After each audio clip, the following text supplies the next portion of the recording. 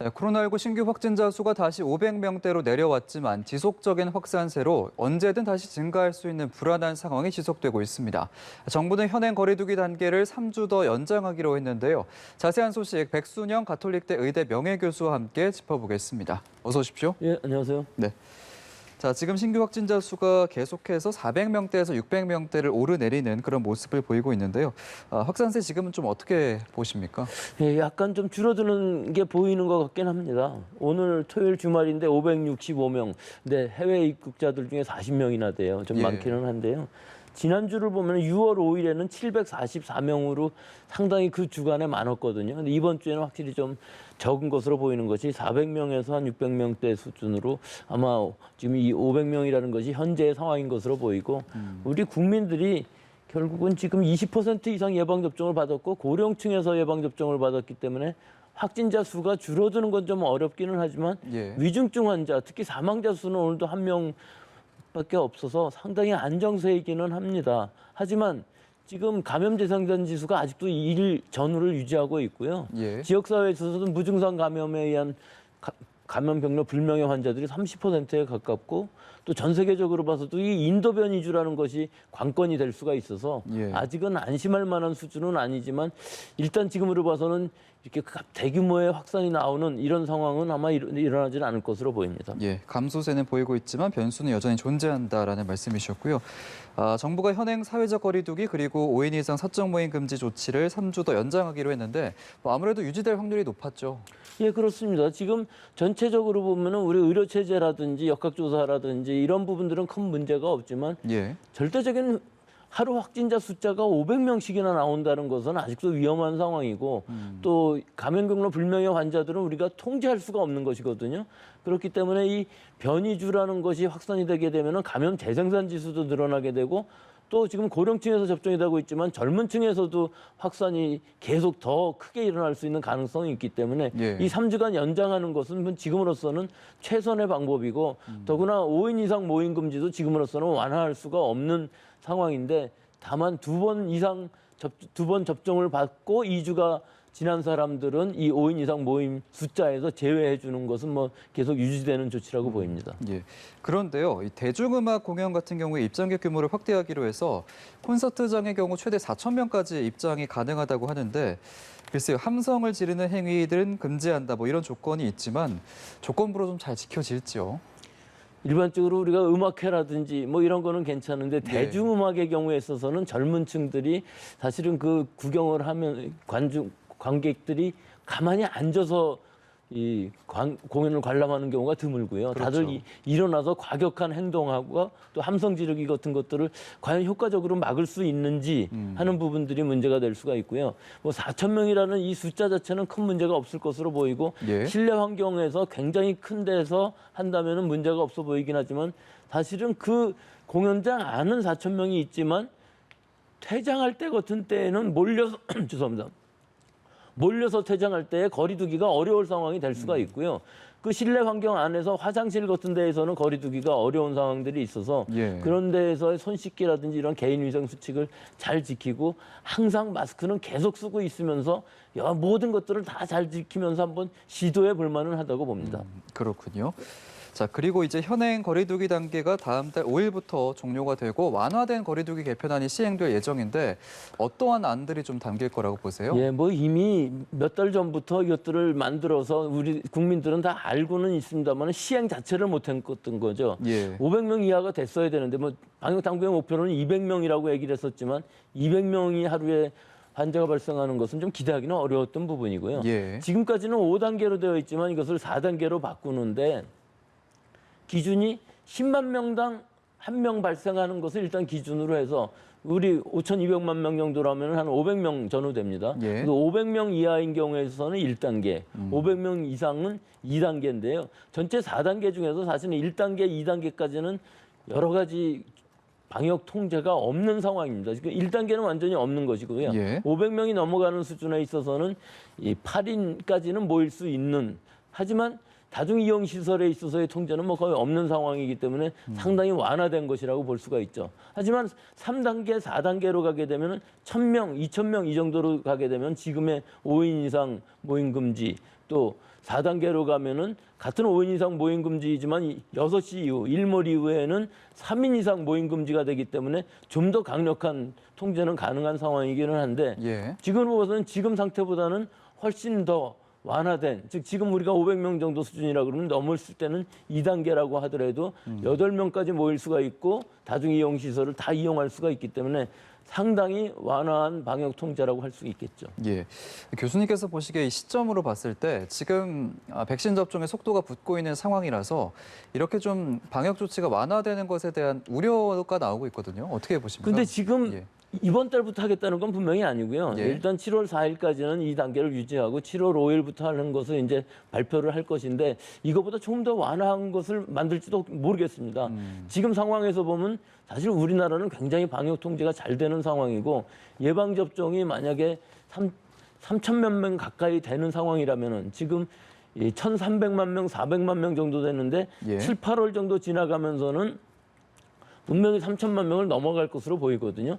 그러면은 젊은 층에서 특히 어린 학생들은 예방접종을 받지 못하기 때문에 감염자가 나온다 할지라도 사실은 위중증 환자, 사망자가 거의 없다고 그러면은 통제 가능한 질병일 수가 있거든요. 예. 그런데 여기 이제 한 가지 변수가 있는 것이 영국 변이주만 해도 지금 굉장히 전파력이 강한데 예. 이 영국의 경우를 보면은 인도 변이주가 지금 우세종으로 바뀌어가는 상황에서 1,000명까지 내려갔던 일일 확진자 수가 지금 7,000명까지 올라가고 있습니다. 통제가 안 되는 것이죠. 예. 그런데 18세 이상의 예방 접종률을 보면 77%가 넘고요. 아하. 이 2차 접종까지 한 사람도 50%가 넘어요. 예. 그런데도 이렇게 늘어나는 것을 보면 우리나라의 경우에 있어서도 예방 접종률이 3천만 명이 넘어가는 수준이 된다 할지라도 이런 변이주가 확산되는 것은 막을 수가 없거든요. 그래서 가능한 한 빨리 2차 접종까지가 완료돼야만 이런 변이주에 대해서도 대응이 가능하다는 것이죠. 지금 우리가 목표로 하고 있는 것들은 다 1차 접종만인데요. 예. 이 2차 접종이 빨리 이루어지지 않으면은 이런 변이주들에 의해서 어떻게 될지 통제 불가능성이 될 가능성도 있기 때문에 지금 제일 중요한 것은 어떻게 해서든지 2차 접종까지 빨리 가는 것이 더 중요하다고 봅니다. 예. 지금은 일단 백신 1차 접종률만 20%를 돌파한 상황인데 지역별로 지금 접종률이 편차를 보이고 있어서 이런 부분도 충분히 신경을 써야 되는 부분이지 않겠습니까? 예, 뭐 좀 예상되었던 부분인데요. 예. 미국의 경우를 봐도 공화당 성향이면서 트럼프 지지자들은 거의 대부분 안 맞는다고 그랬거든요. 예. 우리나라에도 그런 부분들이 분명히 예상은 됐었습니다. 특히 눈에 띄는 것이 대구 지역의 경우에 있어서 제일 낮은 예방 접종을 지금 받고 있는 상황인데요. 고령층이면서 좀 보수적인 성향인 분들이 많이 안 맞고 계십니다. 하지만 대구는 원래 지난 3월, 작년 3월에 신천지 그랬었죠. 이 예. 유행 때문에 굉장히 방역들을 잘했어요. 지금 올해가 되면서도 계속 방역을 잘했었는데 얼마 전에 그 이제 울산에서부터 영국 변이주가 들어오면서 그 유흥업소발 집단 감염이 300명을 넘어가면서 좀 위험한 상황이 됐었는데 예. 어느 정도 수습은 되어 가는 것으로 보입니다.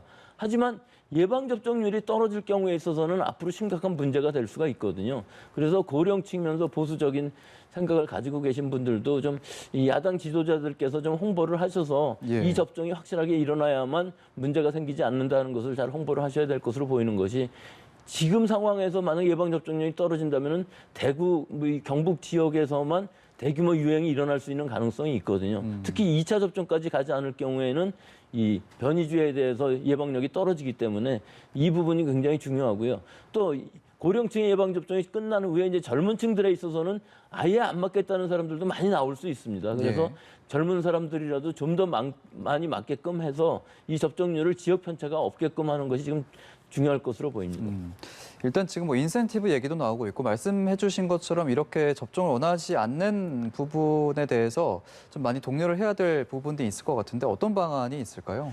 글쎄요, 거기에 제일 중요한 부분이 이 유튜브 같은 데서의 가짜 뉴스가 너무 심각한 것 같아요. 맞습니다. 이 백신에 의해서 부작용 사례가 없을 수는 없지만 너무 예. 과장되게 얘기하고 또 사망자 수 같은 것들도 무슨 아스트라제네카 백신을 맞고 집단으로 사망했다는 식의 진짜로 맞으면은 사망할 수 있는 가능성이 있는 것처럼 자꾸 얘기들을 하시는데 예. 사실은 전 세계적으로 수십억 명이 맞았는데도 인과관계가 있는 사망은 거의 없는 상황이거든요. 그래서 이런 부분들의 그 20%의 접종을 받지 않겠다는 사람들의 마음을 어떻게 돌릴 것이냐 하는 것이 관건으로 보이는 것이 우리나라의 경우 지금 16세 이상은 파이자로 접종을 받을 수 있지만 16세 이하, 즉 이 어린이라든지 청소년들은 접종을 받을 수 없기 때문에 집단 면역을 이루기 위해서는, 즉 70%를 넘어가기 위해서는 이 20%라는 미접종을 이론이 있어서는 절대로 이룰 수가 없는 목표거든요. 예. 그래서 물론 12세부터도 이제 접종이 앞으로 가능해질 수는 있겠습니다만은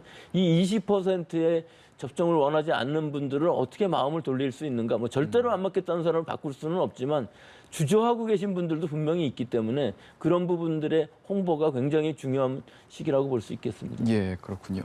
자, 그리고 방역 당국이 60세에서 74세 사이의 분들에게 아스트라제네카 백신 사전 예약자 중에서 얀센 백신 접종에 동의를 할 경우에 맞을 수 있도록 접종이 가능하다라고 밝혔는데 실제로 그제 3,000명 정도가 얀센 백신을 맞았다고 합니다.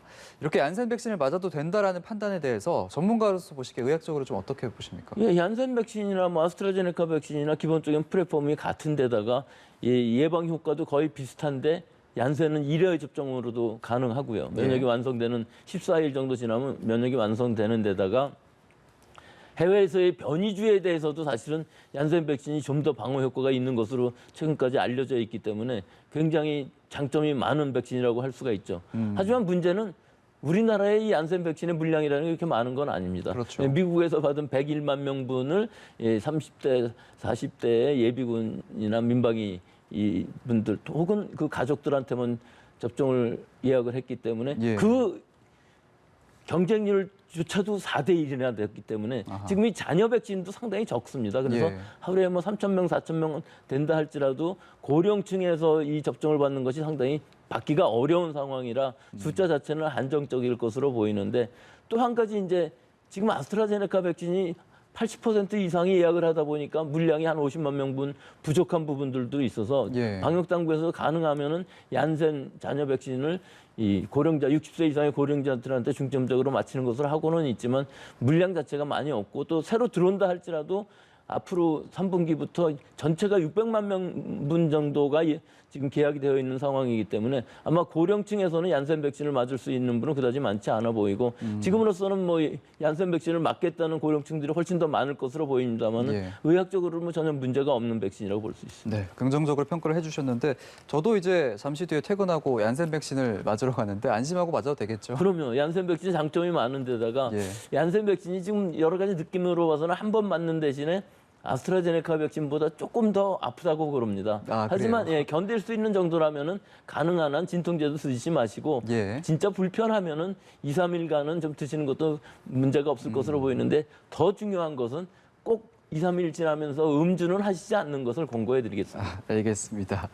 자, 그리고 또 해외에서 나온 이슈 중에 하나가 유럽의약품청이 모세혈관 누출 증후군 병력이 있는 사람들은 아스트라제네카 백신을 접종하면 안 된다라고 얘기를 했거든요. 일단 모세혈관 누출 증후군이라는 게 어떤 질환인지도 궁금하고 어떤 연관성이 있는 건가요? 예, 모세혈관에서 아주 미세하게 체액이 누출됨으로 해갖고서 팔다리가 부으면서 혈압이 떨어지고 그 혈압이 떨어짐으로 해서 어지럼증을 느낄 수 있는 증상인데 아주 희귀합니다. 지난번에 혈소판 감소를 동반하는 혈전증보다도 훨씬 더 희귀한 상황이기 때문에 한 1,000만 명에 한 명 정도 나타날 수가 있는데 이것도 인과관계가 아직까지 확실하지가 않아서 유럽의 EMA에서도 이 병력이 있으신 분들은 아스트라제네카가 아닌 다른 백신을 접종하는 것을 권고할 예정이라고 되어 있기는 한데 예. 아직까지는 너무 희귀하고 지금 유럽에서 나온 얘기도 6건 정도인데 대부분 여성들이라고 합니다. 4일 안에 이 증상이 발생을 하기 때문에 이 병력이 있으신 분들은 꼭 이 아스트라제네카 백신을 맞지 마시고 전문의들과 상의를 하셔갖고서 그 이외의 백신을 좀 시간이 늦더라도 나중에 맞는 것이 좋겠습니다. 예.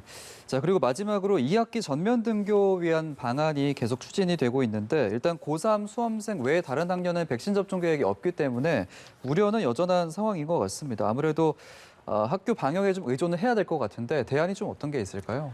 그래서 대안이라기보다 일단 16세 이상 맞을 수는 있지만 우리나라에서는 우선순위에서 지금 떨어져 있을 수밖에 없는 것이 예. 16세, 17세의 고등학생들의 경우에 있어서는 감염이 설사 된다 할지라도 위중증으로 가는 경우가 많이 없기 때문에 결국은 우선순위에서 떨어질 수밖에 없는데 더 중요한 것은 이 학생층들이 감염이 되는 것이 문제가 아니라 이 학생들을 통해서 집단 감염이 가족, 사회 전체로 퍼지는 것이 더 문제이기 때문에 좀 더 먼저 해야 될 것이 아마 7월부터 50대의 접종을 빨리 서두름을 해서 일단 감염이 예방 효과가 즉 가족들한테까지 가지 않게끔 하는 것이 우선으로 보여서 예. 언젠가는 이 16세 이하의 청소년들한테도 접종이 되어야만 되겠습니다만은 어느 나라에서든지 이 청소년층 소아계층들에 있어서의 접종은 우선순위에서는 항상 마지막이기 때문에 학교에서는 결국은 지금의 방역 통제들 여러 가지 개인위생 수칙들을 잘 지킴으로 해서 발생을 한다 할지라도 집단 발생이 안 되게끔 예. 또 이 부모들은 보호가 되게끔 하는 방법 이외에는 지금은 없을 것으로 보입니다. 알겠습니다. 코로나19 관련 이슈들 백순영 가톨릭대 의대 명예교수와 함께 짚어봤습니다. 오늘 고맙습니다.